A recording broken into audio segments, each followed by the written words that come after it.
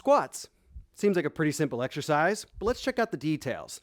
So when we're setting up our squat, we're going to build up our form from the ground up. So let's look at our feet first. With this form, we're going to have our feet in more of a neutral stance, or maybe some people call it a narrow stance. That means your feet are going to be about hip width apart and parallel.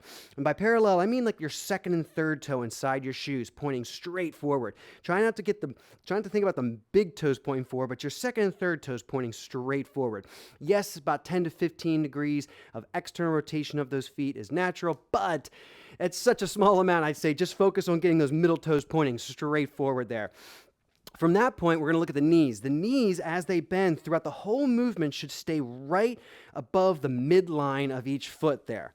So you don't want your knees inside of your feet nor outside your feet. You want them right in line with the middle of those feet. Yeah, now, take note, your eyes are going to be positioned inside of each foot. Your eyes are in the center here. So if you just block your foot with your knee from your eyes, what you're going to see on camera there, my knees are actually a little too far in. They're bending inward here. So from where your eyes are in the center of your body, in this midline here, you should actually visually put the knee maybe just outside of each foot.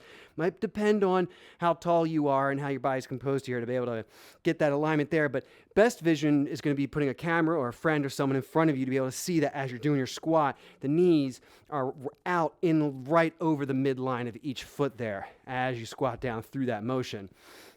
All right, very, very, very important, very common thing that people get wrong.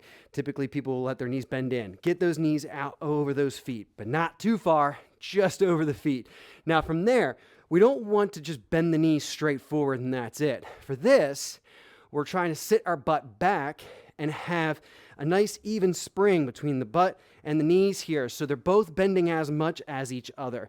So that means if you were to look at it from a side profile, you're trying to aim for these parallel lines of the lower leg, your shin here, and your spine. Ideally, your lower leg and your spine are parallel through this form.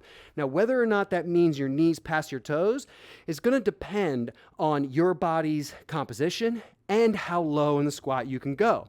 It's okay if your knees are not passing your toes and you're sticking your butt out back here and you're still keeping a nice long neutral spine. If for any reason you got to protect your knees and be a little bit easier, just sit it back there and make sure, the next point, you've got a neutral spine. So by neutral spine, I like to think of it like someone tied a string in the back of my head and is pulling me up from there. You got a nice long form from your tailbone through the back of your head. And from there, as you sit your butt back, you are going to what we call a hip hinge, where the pelvis will tilt forward, allowing the spine to stay nice and neutral up through it there. You're not rounding your lower back. You are keeping the spine long and letting the pelvis tilt forward to allow you to keep that neutral spine as you bend down there. So that becomes a hip hinge. This is technically a hip hinge right here, isolated by itself. It's like a Romanian deadlift. So we're going to apply that hip hinge to the squat, sit in the butt back, and trying to keep that even distribution. Notice that through the whole squat, my whole foot is planted on the floor here. So I'm not going down so far that my heels are going to come up. I want to be able to keep my whole foot planted on the floor there. If you're restricted in some way and your heels are coming up, you might have some range of motion you need to work on and do some other flexibility movements or mobility exercises to get you there. But ideally, through this squat motion, keep your whole foot planted. And then at the top, shoulders back and down. You might be weight bearing with this. We're demonstrating just a body weight squat here, but you can add weight to this, holding a pair of dumbbells and just hold them at your sides. Some people call this a suitcase squat, keeping those dumbbells out at your sides. You can also do a goblet squat where you hold it by the belt underneath here like this. Depending on where you distribute the weight, where you're holding the weight might change a little bit of how your knees and hips might go forward or backward there, but you want to still try to keep that even parallel lines between the lower leg and the spine.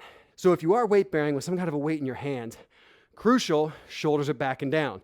Okay, you want to distribute that weight properly at the top here as well. So that's the last point of form you're looking at there, is shoulders back and down throughout the squat as well. So let's do a quick review. So feet hip width and parallel. Knees stay in line with the midline of each foot, right over the middle of each foot as they bend throughout the whole movement there. You're going to sit your butt back as you bend your knees, and you're only going to go down as far as you can. Keep your whole foot planted and your spine up nice and long and neutral. And when you're coming up, use those glutes, squeeze those glutes to drive up back to the top. Really try to squeeze those glutes, clench them, and get that energy to pull you back up coming from your butt. Pull back up from there, coming back up tall. Maintaining that neutral spine throughout the whole movement as you keep your shoulders back and down, holding on to those weights wherever you're at. Take your time with these. Build up slowly. This is a crucial piece of form to understand so that you can apply this through a wealth of different exercises.